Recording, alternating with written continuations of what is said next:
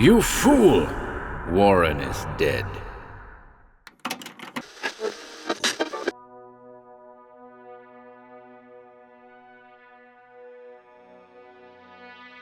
Welcome to HorrorBabble. We return today with a classic work by the great Edmond Hamilton. Perhaps his best-known short story, What's It Like Out There, tells the tale of an astronaut who returns to Earth following a particularly challenging mission to Mars. A hard science fiction story for sure, but one whose dash of dread merits its presence here at HorrorBabble. From Thrilling Wonder Stories, December 1952, when Haddon returned from the expedition and went to visit the families of his dead buddies, they all asked, "What's it like out there?" And he couldn't tell them the truth. We hope you enjoy this one, folks.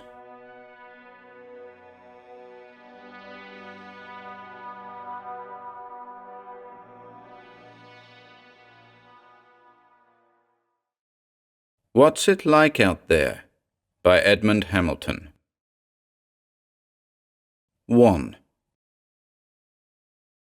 I hadn't wanted to wear my uniform when I left the hospital, but I didn't have any other clothes there, and I was too glad to get out to argue about it. But as soon as I got on the local plane I was taking to Los Angeles, I was sorry I had it on. People gawked at me and began to whisper. The stewardess gave me a special big smile. She must have spoken to the pilot, for he came back and shook hands and said, "Well, I guess a trip like this is sort of a come-down for you." A little man came in, looked around for a seat and took the one beside me. He was a fussy, spectacled guy of 50 or 60, and he took a few minutes to get settled. Then he looked at me and stared at my uniform and at the little brass button on it that said 2.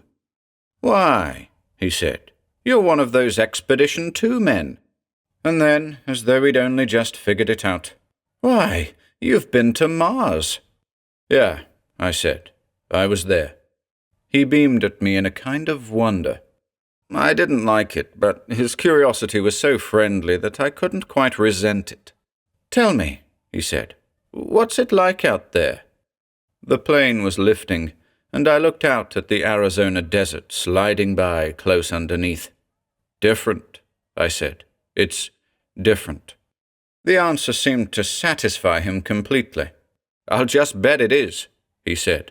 "Are you going home, Mr. Haddon? Sergeant Frank Haddon. You going home, Sergeant?" "My home's back in Ohio," I told him. "I'm going into L.A. to look up some people before I go home." "Well, that's fine. I hope you have a good time, Sergeant. You deserve it. You boys did a great job out there. Why, I read in the newspapers that after the UN sends out a couple more expeditions, we'll have cities out there and regular passenger lines and all that." "Look," I said, "that stuff is for the birds. You might as well build cities down here in Mojave and have them a lot closer. There's only one reason for going to Mars now, and that's uranium." I could see he didn't quite believe me. "Oh, sure," he said. "I know that's important too, the uranium we're all using now for our power stations, but that isn't all, is it?" "It'll be all for a long, long time," I said. "But look, Sergeant, this newspaper article said—" I didn't say anything more. By the time he'd finished telling about the newspaper article, we were coming down into L.A. He pumped my hand when we got out of the plane. "Have yourself a time, Sergeant. You sure rate it. I hear a lot of chaps on 2 didn't come back." "Yeah," I said. "I heard that." I was feeling shaky again by the time I got to downtown L.A. I went in a bar and had a double bourbon, and it made me feel a little better. I went out and found a cabbie and asked him to drive me out to San Gabriel. He was a fat man with a broad red face. "Hop right in, buddy," he said. "Say, you're one of those Mars guys, aren't you?" I said, "That's right." "Well, well," he said. "Tell me, how was it out there?" "It was a pretty dull grind, in a way," I told him. "I'll bet it was," he said. as we started through traffic. Me, I was in the army in World War II, 20 years ago. That's just what it was, a dull grind 9/10 of the time. I guess it hasn't changed any. This wasn't any army expedition, I explained. It was a United Nations one, not an army one. But we had officers and rules of discipline like the army. Sure, it's the same thing, said the cabbie. You don't need to tell me what it's like, buddy.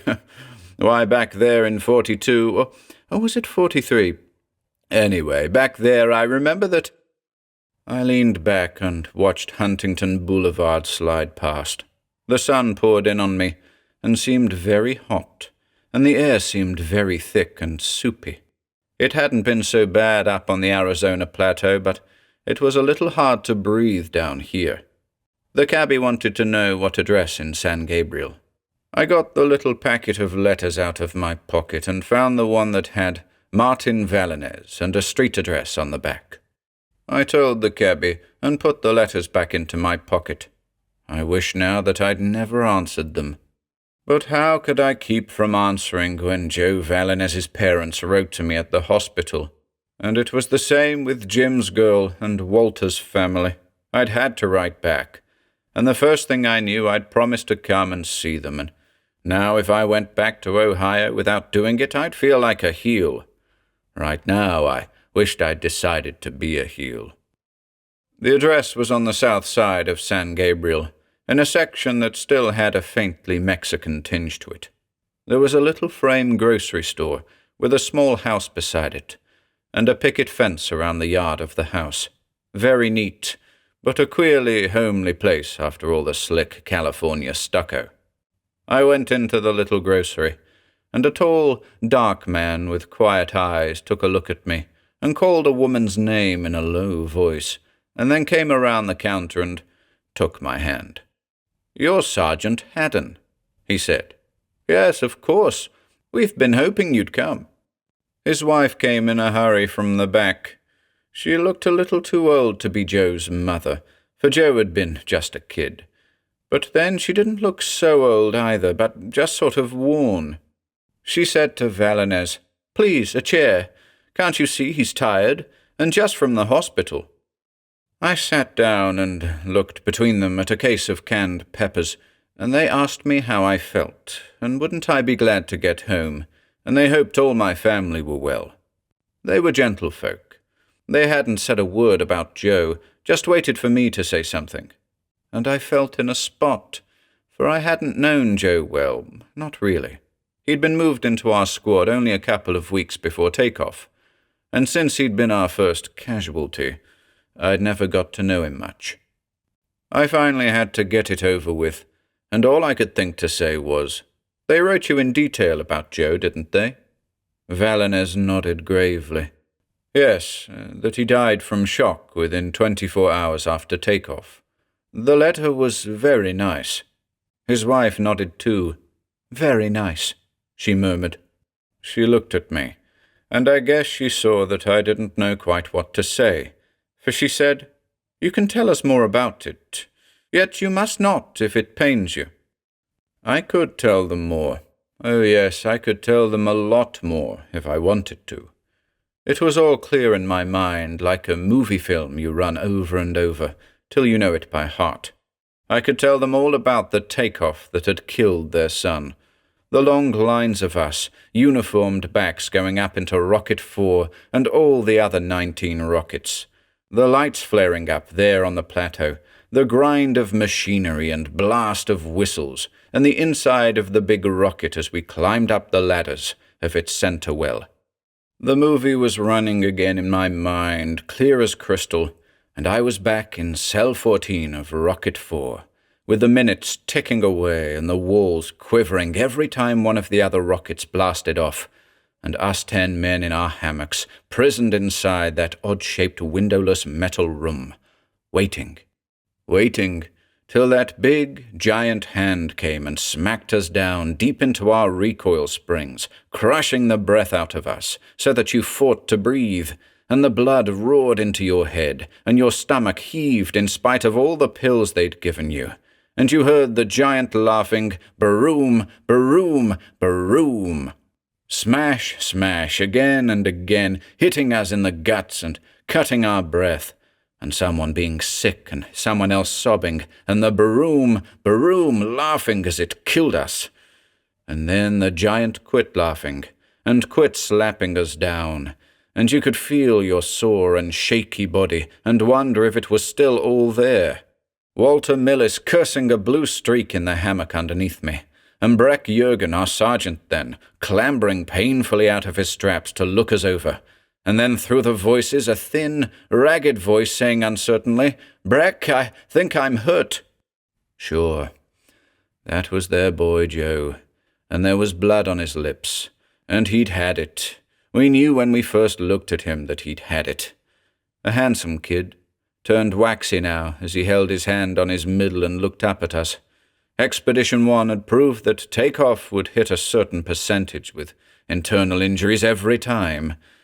And in our squad, in our little windowless cell, it was Joe that had been hit. If only he died right off. But he couldn't die right off. He had to lie in the hammock all those hours and hours. The medics came and put a straitjacket around his body and doped him up. And that was that. And the hours went by. And we were so shaken and deathly sick ourselves that we didn't have the sympathy for him we should have had. Not till he started moaning and begging us to take the jacket off. Finally, Walter Millis wanted to do it, and Breck wouldn't allow it, and they were arguing, and we were listening when the moaning stopped, and there was no need to do anything about Joe Vallinez anymore. Nothing but to call the medics who came into our little iron prison and took him away. Sure, I could tell the Vallinezes all about how their Joe died, couldn't I? "Please," whispered Mrs. Vallinez, and her husband looked at me and nodded silently. So I told them. I said, "You know Joe died in space. He'd been knocked out by the shock of takeoff, and he was unconscious, not feeling a thing. And then he woke up before he died. He didn't seem to be feeling any pain, not a bit. He lay there, looking out the window at the stars. They're beautiful, the stars out there in space, like angels. He looked, and then he whispered something, and lay back, and was gone." Mrs. Vallinez began to cry softly. To die out there, looking at stars like angels. I got up to go, and she didn't look up. I went out the door of the little grocery store, and Vallinez came with me. He shook my hand. "Thank you, Sergeant Haddon. Thank you very much." "Sure," I said. I got into the cab. I took out my letters and tore that one into bits. I wished to God I'd never got it. I wished I didn't have any of the other letters I still had. 2. I took the early plane for Omaha. Before we got there, I fell asleep in my seat, and then I began to dream, and that wasn't good. A voice said, "We're coming down," and we were coming down. Rocket 4 was coming down, and there we were in our squad cell, all of us strapped into our hammocks, waiting and scared, wishing there was a window so we could see out, hoping our rocket wouldn't be the one to crack up, hoping none of the rockets cracked up. But if one does, don't let it be ours. We're coming down, with the blast starting to boom again underneath us, hitting us hard, not steady like a takeoff, but blast, blast, blast, and then again blast, blast. Breck's voice calling to us from across the cell, but I couldn't hear for the roaring that was in my ears between blasts. No, it was not in my ears. That roaring came from the wall beside me. We had hit atmosphere. We were coming in. The blasts in lightning succession without stopping. Crash, crash, crash, crash, crash. Mountains fell on me, and this was it. And don't let it be ours. Please, God, don't let it be ours. Then the bump, and the blackness, and finally somebody yelling hoarsely in my ears, and Breck Jurgen, his face deathly white, leaning over me. "Unstrap and get out, Frank. All men out of hammocks. All men out." We'd landed, and we hadn't cracked up, but we were half dead, and they wanted us to turn out right this minute, and we couldn't. Breck yelling to us, "Breathing masks on! Masks on! We've got to go out! My God, we've just landed! We're torn to bits! We can't! We've got to! Some of the other rockets cracked up in landing, and we've got to save whoever's still living in them! Masks on! Hurry!" We couldn't, but we did. They hadn't given us all those months of discipline for nothing. Jim Clymer was already on his feet. Walter was trying to unstrap underneath me. Whistles were blowing like mad somewhere, and voices shouted hoarsely. My knees wobbled under me as I hit the floor. Young Lassen beside me tried to say something, and then crumpled up. Jim bent over him, but Breck was at the door yelling, "Let him go! Come on!"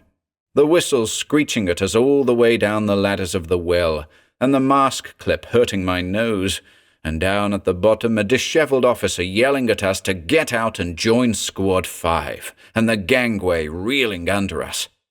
Cold, freezing cold, and a wan sunshine from the shrunken little sun up there in the brassy sky, and a rolling plain of ochreous red sand stretching around us, sand that slid away under our feet as our squads followed Captain Wall toward the distant metal bulk that lay oddly canted and broken in a little shallow valley. "Come on, men! Hurry! Hurry!" Sure, all of it a dream, the dreamlike way we walked with our lead-soled shoes dragging our feet back after each step, and the voices coming through the mask resonators muffled and distant. Only not a dream, but a nightmare, when we got up to the canted metal bulk and saw what had happened to Rocket 7. The metal hull ripped like paper, and a few men crawling out of the wreck with blood on them, and a gurgling sound where shattered tanks were emptying, and voices whimpering, "First aid! First aid!" Only it hadn't happened.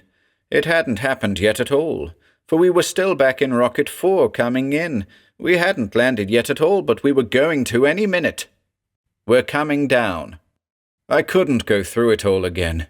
I yelled and fought my hammock straps and woke up, and I was in my plane seat, and a scared hostess was a foot away from me, saying, "This is Omaha, Sergeant. We're coming down." They were all looking at me, all the other passengers, and I guessed I'd been talking in the dream. I still had the sweat down my back like all those nights in the hospital when I'd keep waking up. I sat up, and they all looked away from me quick and pretended they hadn't been staring. We came down to the airport. It was midday, and the hot Nebraska sun felt good on my back when I got out. I was lucky, for when I asked at the bus depot about going to Cuffington, there was a bus all ready to roll. A farmer sat down beside me, a big young fellow who offered me cigarettes and told me it was only a few hours' ride to Cuffington. "Your home there?" he asked. "No, my home's back in Ohio," I said. "A friend of mine came from there, name of Clymer." He didn't know him, but he remembered that one of the town boys had gone on that second expedition to Mars. "Yeah," I said. "That was Jim." He couldn't keep it in any longer. "What's it like out there, anyway?" I said, "Dry. Terrible dry." "I'll bet it is," he said. "To tell the truth, it's too dry here this year, for good wheat weather. Last year it was fine. Last year—" Cuffington, Nebraska was a wide street of stores, and other streets with trees and old houses, and yellow wheat fields all around as far as you could see. It was pretty hot, and I was glad to sit down in the bus depot while I went through the thin little phone book. There were 3 Graham families in the book, but the first one I called was the right one, Miss Isla Graham. She talked fast and excited, and said she'd come right over, and I said I'd wait in front of the bus depot. I stood underneath the awning, looking down the quiet street and thinking that it sort of explained why Jim Clymer had always been such a quiet, slow-moving sort of guy. The place was sort of relaxed, like he'd been. A coupe pulled up, and Miss Graham opened the door. She was a brown-haired girl, not especially good-looking, but the kind you think of as a nice girl, a very nice girl. She said, "You look so tired that I feel guilty now about asking you to stop." "I'm all right," I said, "and it's no trouble stopping over a couple of places on my way back to Ohio." As we drove across the little town, I asked her if Jim hadn't had any family of his own here. "His parents were killed in a car crash years ago," Miss Graham said. "He lived with an uncle on a farm outside Grandview, but they didn't get along, and Jim came into town and got a job at the power station." She added as we turned a corner, "My mother rented him a room. That's how we got to know each other. That's how we got engaged." "Yeah, sure," I said. It was a big square house with a deep front porch and some trees around it. I sat down in a wicker chair, and Miss Graham brought her mother out. Her mother talked a little about Jim, how they missed him, and how she declared he'd been just like a son. When her mother went back in, Miss Graham showed me a little bunch of blue envelopes. These were the letters I got from Jim. There weren't very many of them, and they weren't very long. We were only allowed to send one 30-word message every 2 weeks, I told her. There are a couple of thousand of us out there, and they couldn't let us jam up the message transmitter all the time. It was wonderful how much Jim could put into just a few words, she said, and handed me some of them. I read a couple. One said, "I have to pinch myself to realize that I'm one of the first Earthmen to stand on an alien world. At night, in the cold, I look up at the green star that's Earth and can't quite realize I've helped an age-old dream come true." Another one said, "This world's grim and lonely and mysterious. We don't know much about it yet. So far, nobody's seen anything living but the lichens that Expedition 1 reported. But there might be anything here." Miss Graham asked me, "Was that all there was? Just lichens?" "That and 2 or 3 kinds of queer cactus things," I said, "and rock and sand. That's all." As I read more of those little blue letters, I found that now that Jim was gone, I knew him better than I ever had. There was something about him I'd never suspected. He was romantic inside. We hadn't suspected it. He was always so quiet and slow. But now I saw that all the time he was more romantic about the thing we were doing than any of us. He hadn't let on. We'd have kidded him if he had. Our name for Mars, after we got sick of it, was The Hole. We always talked about it as The Hole. I could see now that Jim had been too shy of our kidding to ever let us know that he glamorized the thing in his mind. "This was the last one I got from him before his sickness," Miss Graham said. That one said, "I'm starting north tomorrow with one of the mapping expeditions. We'll travel over country no human has ever seen before." I nodded. "I was on that party myself. Jim and I were on the same half-track." "He was thrilled by it, wasn't he, Sergeant?" I wondered. I remembered that trip, and it was hell. Our job was simply to run a preliminary topographical survey, checking with Geigers for possible uranium deposits. It wouldn't have been so bad if the sand hadn't started to blow. It wasn't sand like Earth sand. It was ground to dust by billions of years of blowing around that dry world. It got inside your breathing mask, and your goggles, and the engines of the half-tracks, in your food and water and clothes. There was nothing for 3 days but cold and wind and sand. Thrilled? Ha! I'd have laughed at that before. But now, I didn't know. Maybe Jim had been at that. He had lots of patience, a lot more than I ever had. Maybe he glamorized that hellish trip into wonderful adventure on a foreign world. "Sure, he was thrilled," I said. "We all were. Anybody would be." Miss Graham took the letters back and then said, "You had Martian sickness too, didn't you?"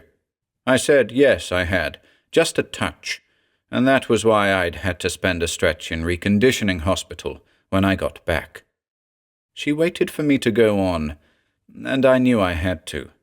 They don't know yet if it's some sort of virus, or just the effect of Martian conditions on Earthmen's bodies.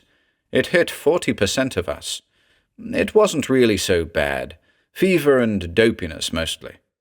When Jim got it, was he well cared for? She asked. Her lips were quivering a little. Sure, he was well cared for. He got the best care there was. I lied. The best care there was? That was a laugh. The first cases got decent care, maybe, but they'd never figured on so many coming down. There wasn't any room in our little hospital. They just had to stay in their bunks in the aluminum Quonsets when it hit them. All our doctors but one were down, and 2 of them died. We'd been on Mars 6 months when it hit us, and the loneliness had already got us down. All but 4 of our rockets had gone back to Earth, and we were alone on a dead world, our little town of Quonsets huddled together under that hateful, brassy sky, and beyond it the sand and rocks that went on forever. You go up to the North Pole and camp there and find out how lonely that is. It was worse out there, a lot worse. The first excitement was gone long ago, and we were tired and homesick in a way nobody was ever homesick before. We wanted to see green grass, and real sunshine, and women's faces, and hear running water. And we wouldn't until Expedition 3 came to relieve us. No wonder guys blew their tops out there. And then came Martian sickness on top of it. We did everything for him that we could, I said. Sure we had. I could still remember Walter and me tramping through the cold night to the hospital to try to get a medic, while Breck stayed with him, and how we couldn't get one. I remember how Walter had looked up at the blazing sky as we tramped back and shaken his fist at the big green star of Earth. People up there are going to dances tonight, watching shows, sitting around in warm rooms laughing. Why should good men have to die out here to get them uranium for cheap power? Can it? I told him tiredly. Jim's not going to die. A lot of guys got over it. The best care there was? That was real funny. All we could do was wash his face and give him the pills the medic left and watch him get weaker every day till he died. Nobody could have done more for him than was done, I told Miss Graham. I'm glad, she said. I guess it's just one of those things. When I got up to go, she asked me if I didn't want to see Jim's room. They'd kept it for him just the same, she said. I didn't want to, but how are you going to say so? I went up with her and looked and said it was nice. She opened a big cupboard. It was full of neat rows of old magazines. They're all the old science fiction magazines he read when he was a boy, she said. He always saved them. I took one out. It had a bright cover with a spaceship on it, not like our rockets, but a streamlined thing, and the rings of Saturn in the background. When I laid it down, Miss Graham took it up and put it back carefully into its place in the row, as though somebody was coming back who wouldn't like to find things out of order. She insisted on driving me back to Omaha and out to the airport. She seemed sorry to let me go, and I suppose it was because I was the last real tie to Jim, and when I was gone it was all over then for good. I wondered if she'd get over it in time, and I guessed she would. People do get over things. I supposed she'd marry some other nice guy, and I wondered what they'd do with Jim's things, with all those old magazines nobody was ever coming back to read. 3. I would never have stopped at Chicago at all if I could have got out of it, for the last person I wanted to talk to anybody about was Walter Millis. It would be too easy for me to make a slip and let out stuff nobody was supposed to know. But Walter's father had called me at the hospital a couple of times. The last time he called, he said he was having Breck's parents come down from Wisconsin so they could see me too. So what could I do then but say, yes, I'd stop. But I didn't like it at all, and I knew I'd have to be careful. Mr. Millis was waiting at the airport and shook hands with me and said what a big favor I was doing them all, and how he appreciated my stopping when I must be anxious to get back to my own home and parents. "That's all right," I said. "My dad and mother came out to the hospital to see me when I first got back." He was a big, fine-looking, important sort of man, with a little bit of the stuffed shirt about him, I thought. He seemed friendly enough, but I got the feeling he was looking at me and wondering why I'd come back and his son Walter hadn't. Well, I couldn't blame him for that. His car was waiting, a big car with a driver, and we started north through the city. Mr. Millis pointed out a few things to me to make conversation, especially a big atomic power station we passed. "It's only one of thousands strung all over the world," he said. "They're going to transform our whole economy. This Martian uranium will be a big thing, Sergeant." I said yes, I guessed it would. I was sweating blood, waiting for him to start asking about Walter, and I didn't know yet just what I could tell him. I could get myself in Dutch plenty if I opened my big mouth too wide, for that one thing that had happened to Expedition 2 was supposed to be strictly secret, and we'd all been briefed on why we had to keep our mouths shut. But he let it go for the time being, and just talked other stuff. I gathered that his wife wasn't too well, and that Walter had been their only child. I also gathered that he was a very big shot in business, and dough-heavy. I didn't like him. Walter I'd liked plenty, but his old man seemed a pretty pompous person, with his heavy business talk. He wanted to know how soon I thought Martian uranium would come through in quantity, and I said I didn't think it'd be very soon. Expedition 1 only located the deposits, I said, and 2 just did mapping and setting up a preliminary base. Of course, the thing keeps expanding, and I hear 4 will have 100 rockets, but Mars is a tough setup. Mr. Millis said decisively that I was wrong, that the world was power-hungry, that it would be pushed a lot faster than I expected. He suddenly quit talking business and looked at me and asked, "Who was Walter's best friend out there?" He asked it sort of apologetically. He was a stuffed shirt, but all my dislike of him went away then. "Breck Jürgen," I told him. "Breck was our sergeant. He sort of held our squad together, and he and Walter cottoned to each other from the first." Mr. Millis nodded, but didn't say anything more about it. He pointed out the window at the distant lake, and said we were almost to his home. It wasn't a home, it was a big mansion. We went in, and he introduced me to Mrs. Millis. She was a limp, pale-looking woman who said she was glad to meet one of Walter's friends. Somehow, I got the feeling that even though he was a stuffed shirt, he felt it about Walter a lot more than she did. He took me up to a bedroom and said that Breck's parents would arrive before dinner, and that I could get a little rest before then. I sat looking around the room. It was the plushiest one I'd ever been in, and seeing this house and the way these people lived, I began to understand why Walter had blown his top more than the rest of us. He'd been a good guy, Walter, but high-tempered, and I could see now he'd been a little spoiled. The discipline at training base had been tougher on him than on most of us, and this was why. I sat and dreaded this dinner that was coming up, and looked out the window at a swimming pool and tennis court, and wondered if anybody ever used them now that Walter was gone. It seemed a queer thing for a fellow with a setup like this to go out to Mars and get himself killed.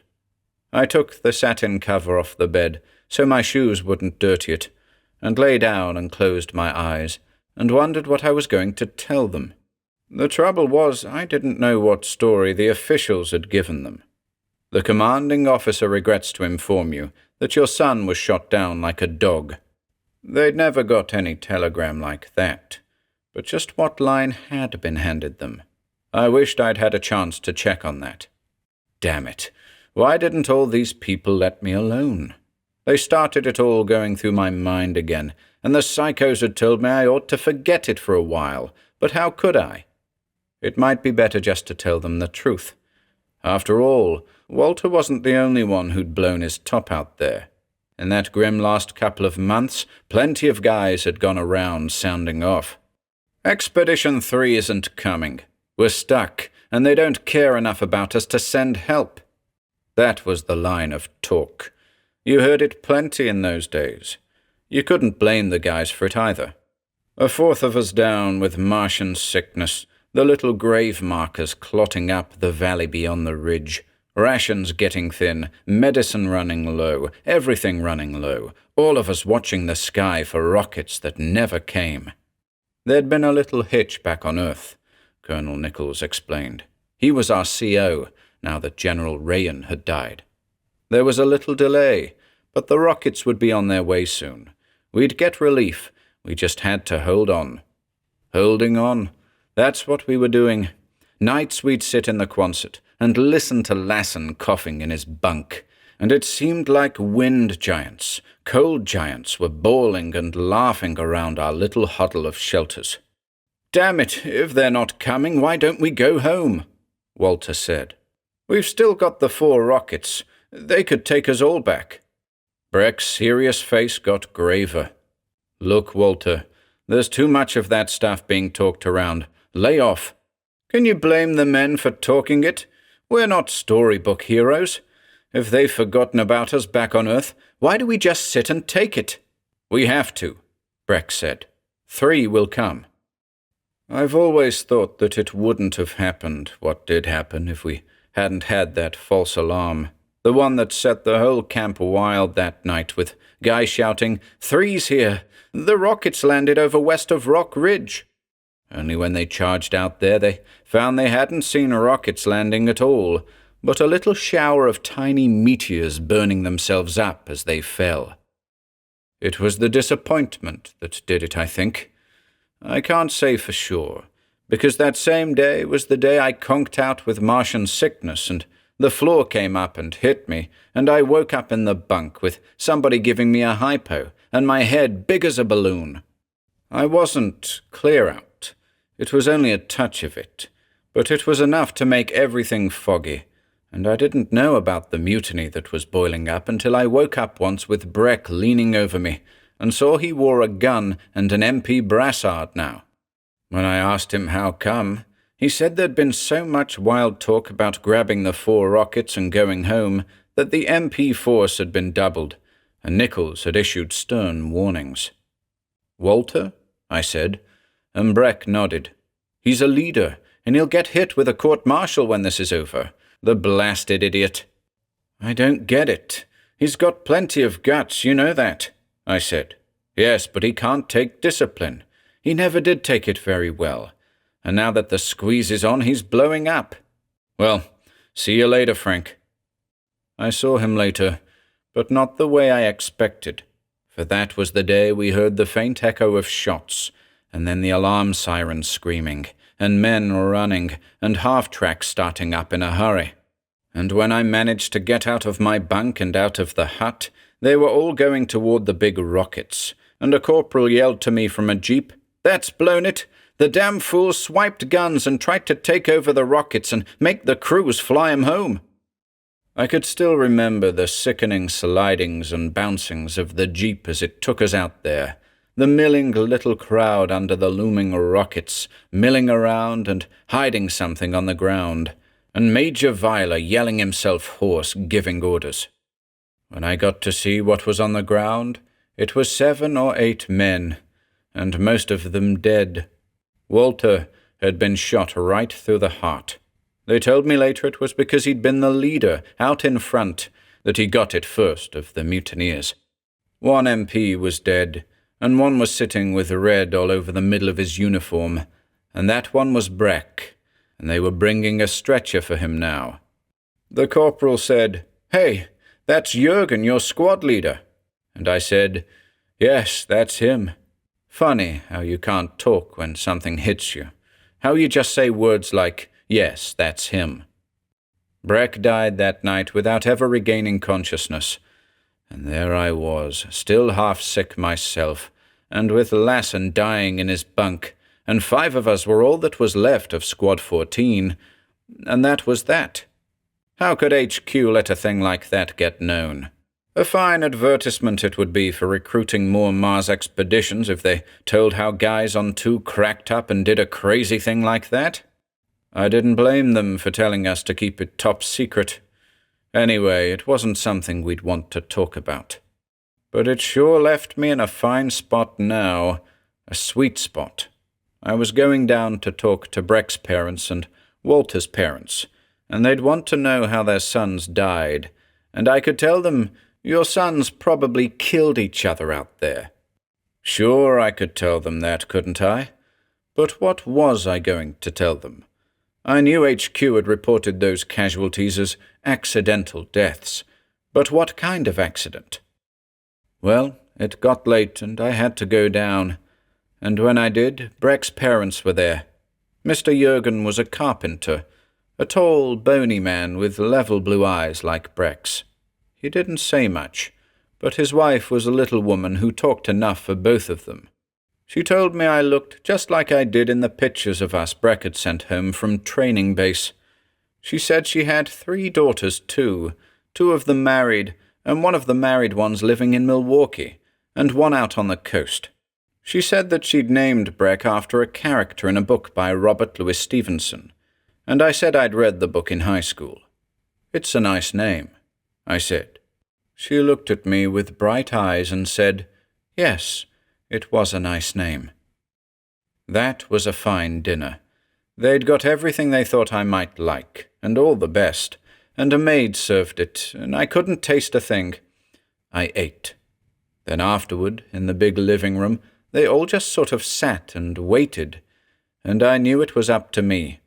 I asked them if they'd had any details about the accident, and Mr. Millis said, no, just accidental death was all they'd been told. Well, that made it easier. I sat there with all 4 of them watching my face and dreamed it up. I said it was one of those 1-in-a-million things. You see, more little meteorites hit the ground on Mars than here, because the air's so much thinner it doesn't burn them up so fast. And one hit the edge of the fuel dump, and a bunch of little tanks started to blow. I was down with the sickness, so I didn't see it, but I heard all about it. You could hear everybody breathing. It was so quiet as I went on with my yarn. A couple of guys were knocked out by the concussion, and would have been burned up if a few fellows hadn't got in there fast with foamite extinguishers. They kept it away from the big tanks, but another little tank let go, and Breck and Walter were 2 of the fellows who'd gone in, and they were killed instantly. When I'd got it told, it sounded corny to me, and I was afraid they'd never believe it, but nobody said anything, until Mr. Millis let out a sigh and said, "So that was it. Well, if it had to be, it was mercifully quick, wasn't it?" I said yes, it was quick. Only, I can't see why they couldn't have let us know. It doesn't seem fair. I had an answer for that. It's hush-hush, because they don't want people to know about the meteor danger. That's why. Mrs. Millis got up and said she wasn't feeling so well, and would I excuse her, and she'd see me in the morning. The rest of us didn't seem to have much to say to each other, and nobody objected when I went up to my bedroom a little later. I was getting ready to turn in when there was a knock on the door. It was Breck's father, and he came in and looked at me steadily. "It was just a story, wasn't it?" he said. I said, "Yes, it was just a story." His eyes bored into me, and he said, "I guess you've got your reasons. Just tell me one thing. Whatever it was, did Breck behave right?" "He behaved like a man all the way," I said. "He was the best man of us, first to last." He looked at me, and I guess something made him believe me. He shook hands and said, "All right, son. We'll let it go." I'd had enough. I wasn't going to face them again in the morning. I wrote a note, thanking them all and making excuses, and then went down and slipped quietly out of the house. It was late, but a truck coming along picked me up, and the driver said he was going near the airport. He asked me what it was like on Mars, and I told him it was lonesome. I slept in a chair at the airport, and I felt better, for next day I'd be home, and it would be over. That's what I thought. 4. It was getting toward evening when we reached the village, for my father and mother hadn't known I was coming on an earlier plane, and I'd had to wait for them up at Cleveland Airport. When we drove into Market Street, I saw there was a big painted banner stretching across. Harmonville welcomes home its spaceman. Spaceman. That was me. The newspapers had started calling us that, I guess, because it was a short word good for headlines. Everybody called us that now. We'd sat cooped up in a prison cell that flew, that was all, but now we were spacemen. There were bright uniforms clustered under the banner, and I saw that it was the high school band. I didn't say anything, but my father saw my face. Now, Frank, I know you're tired, but these people are your friends, and they want to show you a real welcome. That was fine, only it was all gone again, the relaxed feeling I'd been beginning to get as we drove down from Cleveland. This was my home country, this old Ohio country with its neat little white villages and fat, rolling farms. It looked good in June. It looked very good, and I'd been feeling better all the time. And now I didn't feel so good, for I saw that I was going to have to talk some more about Mars. Dad stopped the car under the banner, and the high school band started to play, and Mr. Robinson, who was the Chevrolet dealer, and also the mayor of Harmonville, got into the car with us. He shook hands with me and said, "Welcome home, Frank. What was it like out on Mars?" I said, "It was cold, Mr. Robinson. Awful cold." "You should have been here last February," he said. 18 below, nearly a record." He leaned out and gave a signal, and Dad started driving again, with the band marching along in front of us and playing. We didn't have far to go, just down Market Street under the big old maples, past the churches and the old white houses, to the square white Grange Hall. There was a little crowd in front of it, and they made a sound like a cheer, not a real loud one. You know how people can be self-conscious about really cheering, when we drove up. I got out and shook hands with people I didn't really see, and then Mr. Robinson took my elbow and took me on inside. The seats were all filled, and people standing up, and over the little stage at the far end, they'd fixed up a big floral decoration. There was a globe all of red roses with a sign above it that said Mars, and beside it a globe all of white roses that said Earth, and a little rocket ship made out of flowers was hung between them. "The garden club fixed it up," said Mr. Robinson. "Nearly everybody in Harmonville contributed flowers." "It sure is pretty," I said. Mr. Robinson took me by the arm, up onto the little stage, and everyone clapped. They were all people I knew, people from the farms near ours, my high school teachers and all that. I sat down in a chair, and Mr. Robinson made a little speech about how Harmonville boys had always gone out when anything big was doing, how they'd gone to the War of 1812 and the Civil War and the 2 World Wars, and how now one of them had gone to Mars. He said, "Folks have always wondered what it's like out there on Mars, and now here's one of our own Harmonville boys come back to tell us all about it." And he motioned me to get up, and I did, and they clapped some more, and I stood wondering what I could tell them. And all of a sudden, as I stood there wondering, I got the answer to something that had always puzzled us out there. We'd never been able to understand why the fellows who had come back from Expedition 1 hadn't tipped us off how tough it was going to be. And now I knew why. They hadn't, because it would have sounded as if they were whining about all they'd been through, and now I couldn't for the same reason. I looked down at the bright, interested faces, the faces I'd known almost all my life, and I knew that what I could tell them was no good anyway. For they'd all read those newspaper stories about the exotic red planet and heroic spacemen, and if anyone tried to give them a different picture now, it would just upset them. I said, It was a long way out there, but flying space is a wonderful thing. Flying right off the Earth, into the stars. There's nothing quite like it. Flying space, I called it. It sounded good and thrilling. How could they know that flying space meant lying strapped in that blind stokehold, listening to Joe Vallinez dying, and praying that it wouldn't be our rocket that cracked up?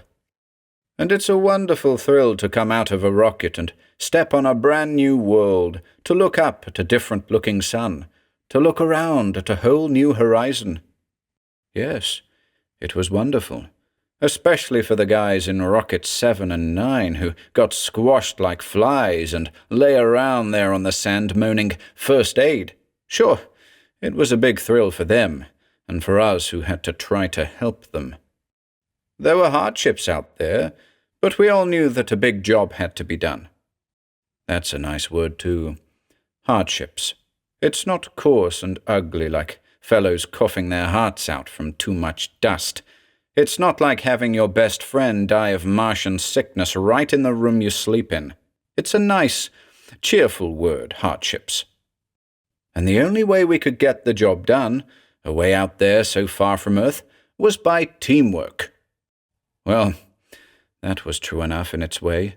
And what was the use of spoiling it by telling them how Walter and Breck had died? The job's going on. And Expedition 3 is building a bigger base out there right now, and 4 will start soon. And it'll mean plenty of uranium, plenty of cheap atomic power, for all Earth. That's what I said, and I stopped there. But I wanted to go on and add, and it wasn't worth it. It wasn't worth all those guys, all the hell we went through, just to get cheap atomic power so you people can run more electric washers and television sets and toasters. But how are you going to stand up and say things like that to people you know, people who like you? And who was I to decide? Maybe I was wrong anyway. Maybe lots of things I'd had and never thought about had been squeezed out of other good guys back in the past. I wouldn't know. Anyway, that was all I could tell them, and I sat down, and there was a big lot of applause. And I realized then that I'd done right. I told them just what they wanted to hear, and everyone was all happy about it. Then things broke up, and people came up to me, and I shook a lot more hands. And finally, when I got outside, it was dark, soft, summery dark, the way I hadn't seen it for a long time. And my father said we ought to be getting on home so I could rest. I told him, "You folks drive on ahead, and I'll walk. I'll take the shortcut. I'd sort of like to walk through town." Our farm was only a couple of miles out of the village, and the shortcut across Heller's farm I'd always taken when I was a kid was only a mile. Dad didn't think maybe I ought to walk so far, but I guess he saw I wanted to, so they went on ahead. I walked on down Market Street, and around the little square, and the maples and elms were dark over my head, and the flowers on the lawn smelled the way they used to, but it wasn't the same either. I'd thought it would be, but it wasn't. When I cut off past the Oddfellows' Hall, beyond it I met Hobe Evans, the garage hand at the Ford place, who was humming along half-tight, the same as always on a Saturday night. "Hello, Frank. Heard you were back," he said. I waited for him to ask the question they all asked, but he didn't. He said, "Boy, you don't look so good. Want a drink?" He brought out a bottle, and I had one out of it, and he had one, and he said he'd see me around and went humming on his way. He was feeling too good to care much where I'd been. I went on in the dark, across Heller's pasture, and then along the creek under the big old willows. I stopped there like I'd always stopped when I was a kid, to hear the frog noises, and there they were, and all the June noises, the night noises, and the night smells. I did something I hadn't done for a long time. I looked up at the starry sky, and there it was, the same little red dot I'd peered at when I was a kid, and read those old stories, the same red dot that Breck and Jim and Walter and I had stared away at on nights at training base, wondering if we'd ever really get there. Well, they'd got there, and weren't ever going to leave it now, and there'd be others to stay with them, more and more of them as time went by. But it was the ones I knew that made the difference, as I looked up at the red dot. I wished I could explain to them somehow why I hadn't told the truth, not the whole truth. I tried, sort of, to explain. I didn't want to lie, I said, but I had to. At least, it seemed like I had to. I quit it. It was crazy, talking to guys who were dead and 40 million miles away. They were dead, and it was over, and that was that. I quit looking up at the red dot in the sky, and started on home again. But I felt as though something was over for me, too. It was being young. I didn't feel old, but I didn't feel young either, and I didn't think I ever would, not ever again.